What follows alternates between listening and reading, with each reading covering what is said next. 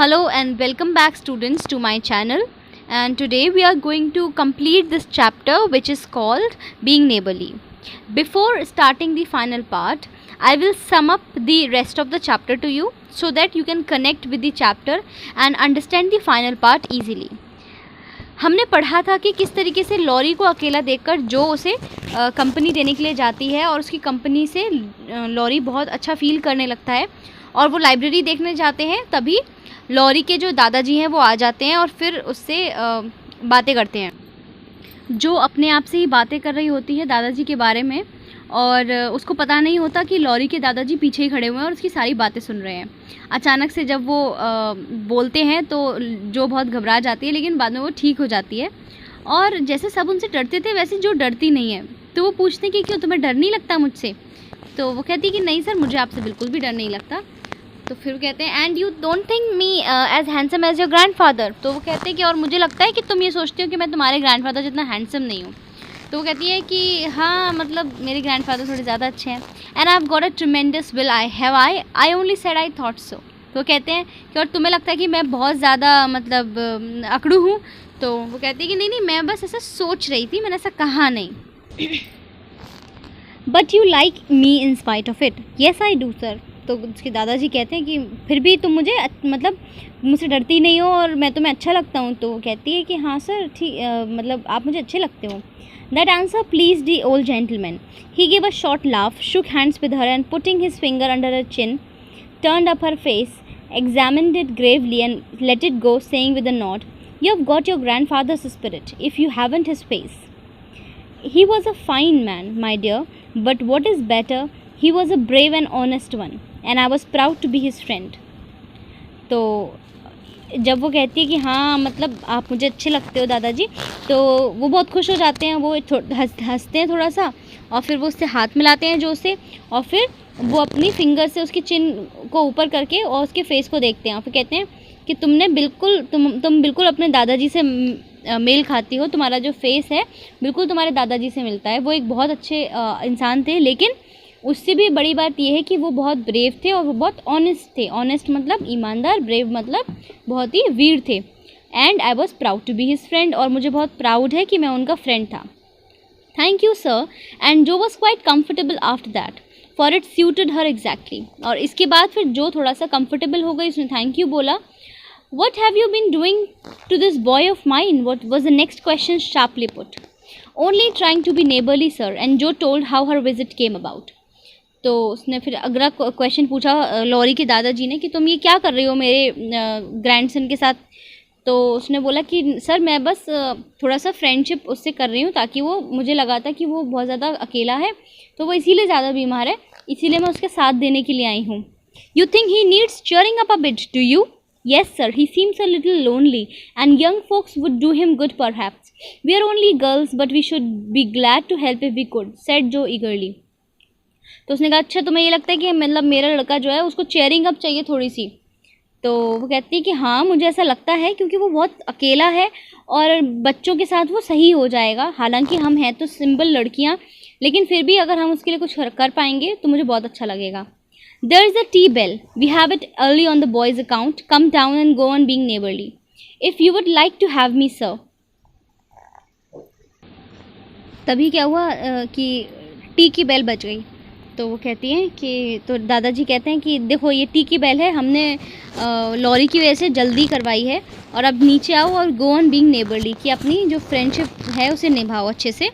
तो उसने कहा जो ने कि अच्छा ठीक है, अगर आप चाहेंगे तो मुझे बहुत खुशी होगी।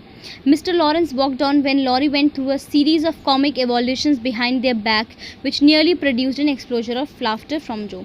और जैसे ही वो गए तो सब कुछ याद करके वापस से जो को इतनी हंसी आई कि वो अचानक से बहुत तेज़ी से हंस पड़ी और फिर वो लोग नीचे चले गए। The old gentleman did not say much as he drank his 4 cups of tea, but he watched the young people who soon chatted away like old friends, and the change in his grandson did not escape him. तो जो वो दादाजी थे, जब उन्होंने अपनी 4 cup चाय P, उन्होंने कुछ भी नहीं बोला, शांति से वो पीते रहे चाय, और वो दोनों बच्चों को देख रहे थे जैसे कि वो कितने पुराने दोस्तों की तरह बात कर रहे थे। और उन्होंने अपने ग्रैंडसन में थोड़ा सा चेंज भी देखा, जो कि उनसे उनकी आंखों से अनदेखा नहीं हुआ था। वो देख रहे थे कि सच में जो के आने से उनका ग्रैंडसन बहुत अच्छा फील कर रहा था, बहुत खुश था। There was the colour light and life in the boy's face now, vivacity in his manner and genuine merriness in his laugh. और उनको दिख रहा था कि उसका चेहरा जो है वो एकदम उस पर कलर आ गया है, वो लाइट कलर है, उसके चेहरे पे एकदम जीवन सा आ गया है और उसका जो मैनर है वो बहुत अच्छा हो गया है। और उसकी हंसी में जो जेन्युइन मेरीनेस थी, मतलब सच में खुशी दिखाई दे रही थी। ऐसा नहीं लग रहा था कि बस वो बन के हंस रहा था। She is right, the lad is lonely. Lad मतलब लड़का। वो कहते हैं कि ये लड़की ठीक कहती है, मेरा बच्चा अकेला है इसीलिए ज़्यादा बीमार है। I will see what this girl can do for him, thought Mr Laurence as he looked and listened. He like Jo for her odd blunt way suited him and she seem to understand the boy almost as well as if she had been one herself. तो वो सोचने लगते हैं कि ये लड़की जो है ये सही कह रही है और मैं देखता हूँ कि ये लोग क्या कर सकते हैं इसके लिए। और फिर वो चुपचाप से बस उनकी बातें सुनते रहते हैं। जो बच्ची थी वो उनको बहुत अच्छी लगती है और वो इसलिए भी उनको बहुत अच्छी लगती है क्योंकि उसने लॉरी को इस तरीके से समझा जैसे कि वो खुद भी कभी ऐसी हुई थी। When she finally made to leave, Mr. Lawrence said, "Well, I am much obliged to you and I hope you come again. My respect to your mother. Good night, Dr. Joe." At the doorstep, Laurie said, "John is going home with you, as I can't." फिर जैसे ही उसके जाने का time आ गया तो mister Lawrence ने कहा कि मैं तो बहुत ओब्लाइज्ड हूँ कि तुम यहाँ पर आई और मैं चाहूँगा कि तुम दोबारा आओ और अपनी मदर को मेरी रिस्पेक्ट देना। Good night. तो फिर जब वो डोर पे पहुँचे तो लॉरी ने कहा कि देखो मैं तो तुम्हारे साथ नहीं आ सकता हूँ लेकिन जॉन तुम्हें घर छोड़ आएगा। No need of that, I am not a young lady, it's only a step, take care of your self, won't you. तो उसने कहा कि जो ने कहा नहीं इसकी कोई ज़रूरत नहीं है, मैं कोई छोटी बच्ची थोड़ी हूँ, देखो एक कदम पे मेरा घर है, तुम अपना ध्यान रखना, ठीक है। Yes but you will come again I hope. तो लॉरी ने कहा कि हाँ मैं ठीक है ध्यान रखूँगा लेकिन तुम भी वापस आओगी ना दोबारा। If you promise to come and see us after you are well. तो उसने कहा मैं तभी आऊँगी जब तुम मुझे प्रॉमिस करोगे कि ठीक होने के बाद तुम हमारे घर पे आओगे। I will. Good night Laurie. Good night Jo. Good night. तो फिर उसने कहा ठीक है मैं आऊँगा। तो फिर आपस में उन्होंने गुड नाइट करी और उन्होंने बाय बाय कर दिया। तो बच्चों इस तरीके से जो चैप्टर था ये ख़त्म हुआ और इस चैप्टर में हमने देखा कि बीमारी ज़्यादा इंसान को परेशान नहीं करती लेकिन अगर व्यक्ति अकेला होता है तो वो बहुत ज़्यादा बीमार फील करता है, बुरा फील करता है, नेगेटिव फील करता है। तो हमें ये देखना चाहिए कि यदि हमारे आसपास कोई ऐसा इंसान है, कोई हमारा दोस्त ऐसा है जिसे साथ की ज़रूरत है तो हमें उसका ध्यान देना चाहिए, वो क्यों अकेला तो नहीं है, क्योंकि अकेले में अक्सर लोग डिप्रेस्ड हो जाते हैं और परेशान हो जाते हैं।